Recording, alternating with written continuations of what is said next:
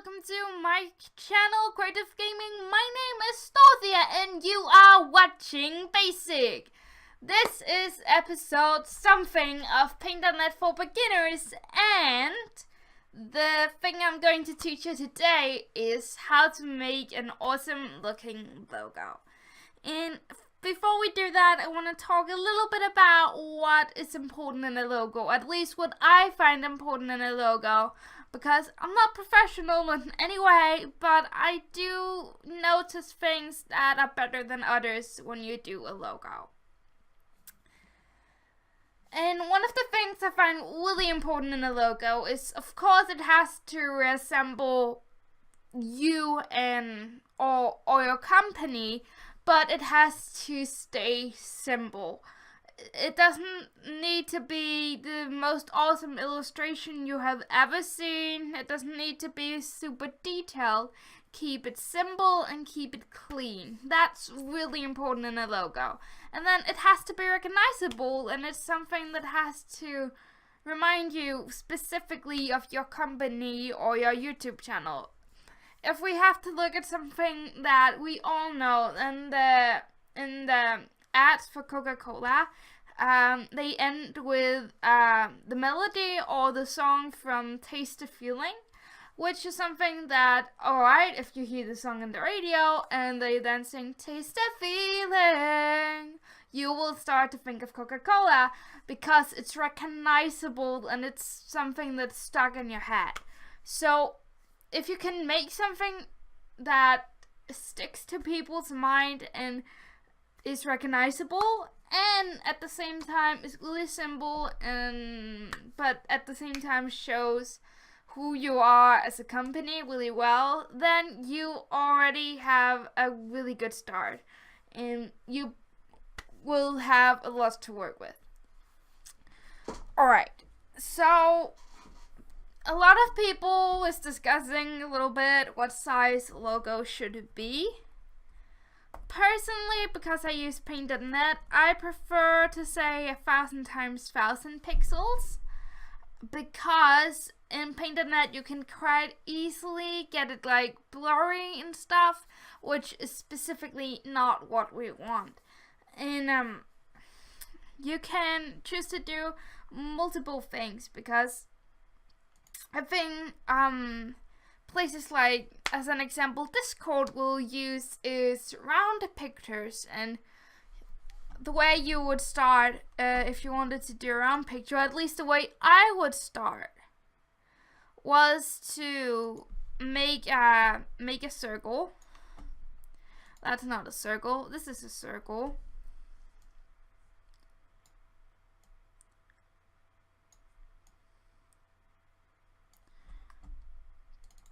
And then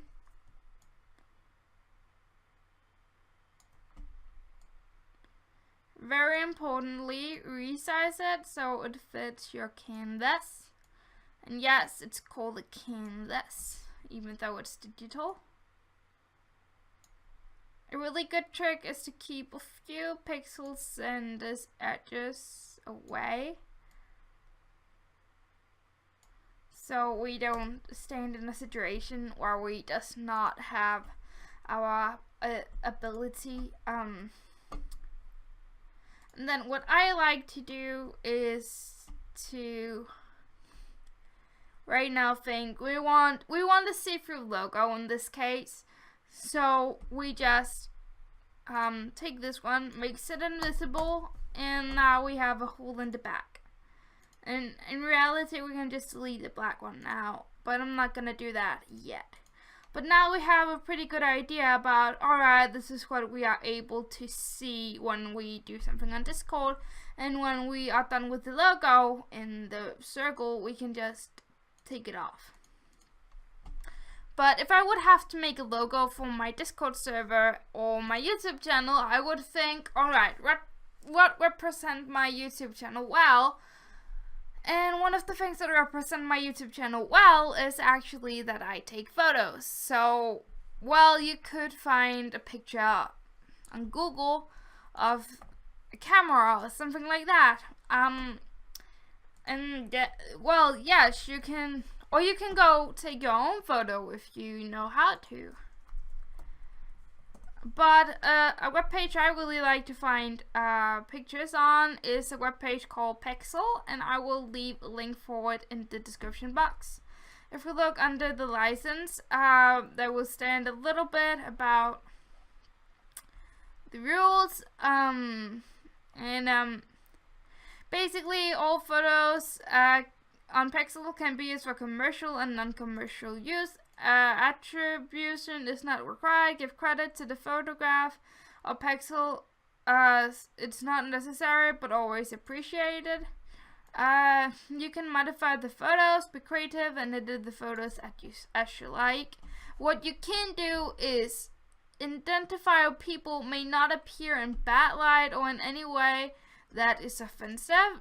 Don't sell unalerted copies of the photo, e.g. don't sell it as a stock photo, poster, print, or as a physical product without adding any value. Do not imply or induce your product by people or brands on the image. Don't redistribute or sell the photos and the other stock photo or wallpaper platforms. So basically we can use anything as long as we keep it clean and we does not destroy people's pictures.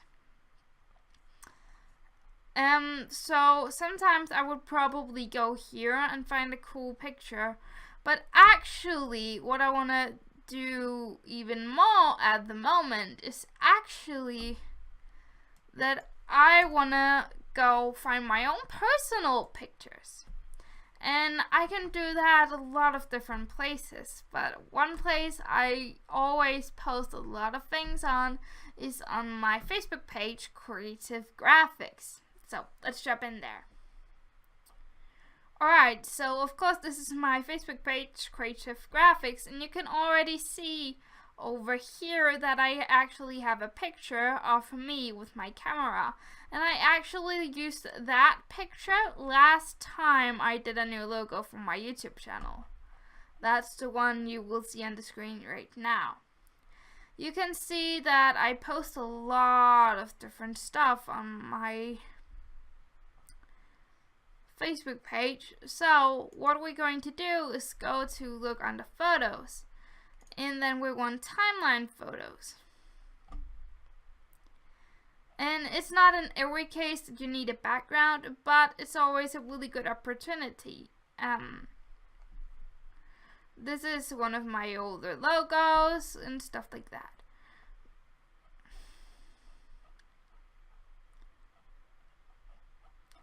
Alright, so let's say the picture I want to use would be this one.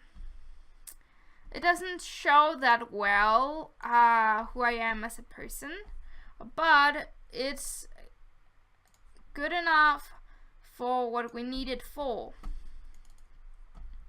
Because right now we just need it to look clean and simple without being boring at the same time. So right now we will go and mark the white part, and just like before we make it invisible and delete. So now we actually have what we need to just be able to take the white background away, because now we have a really nice photo in a circle. And then we need some sort of text, and as I told in an earlier episode, there is a lot of different places to get text. On one of them is 1001 Fonts, but as I also said back then, keep in mind that if it's for commercial use, it has to be either free or you can buy it for commercial use. A lot of it is for non-commercial use, so you can use it for free for a YouTube channel or stuff like that, but only as long as it's your own YouTube channel and you don't sell anything with it. So, because this is for non-commercial use, in this case, I will actually go use one of my favorite text types that I use a lot, and I also used on my newest banner for my YouTube channel. if I can find it, of course.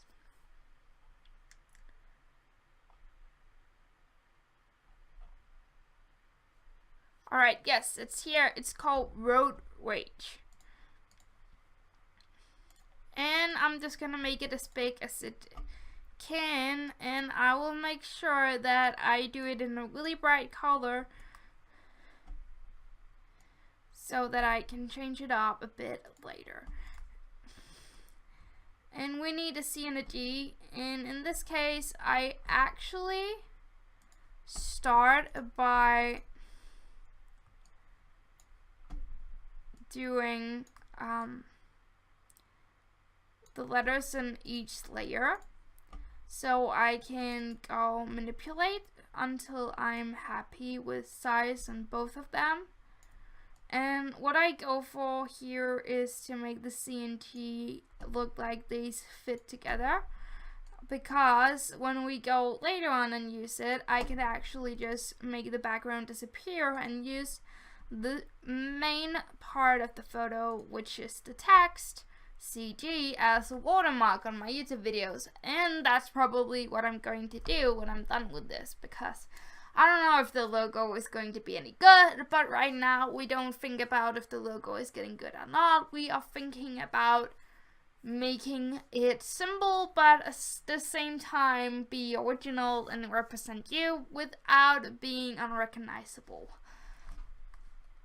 So a thing I like to do is actually to use the same colors over and over, and I always use a normal ocean blue and a dark blue that I then put over, because those colors are a part of who my YouTube channel are and my favorite colors at the same time. And originally, I actually were inspired to use these colors back when I played a lot on the Minecraft server called Wolfencraft, because Wolfencraft's main color is dark blue, which you can also see on their webpage, where you can find their logo, which I actually designed and drew for them back in August.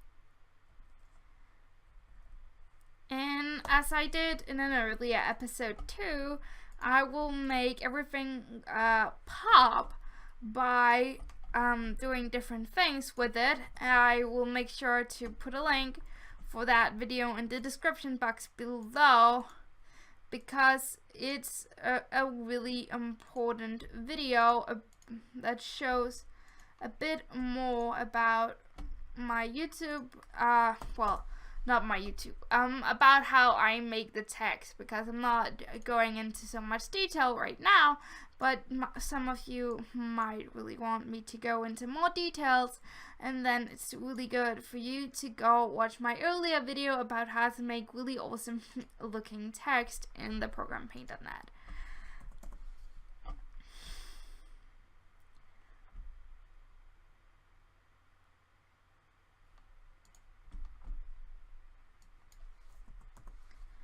Alright, so now we actually do have a logo. Believe it or not, this is how simple it is. We can always put a little more effect on it.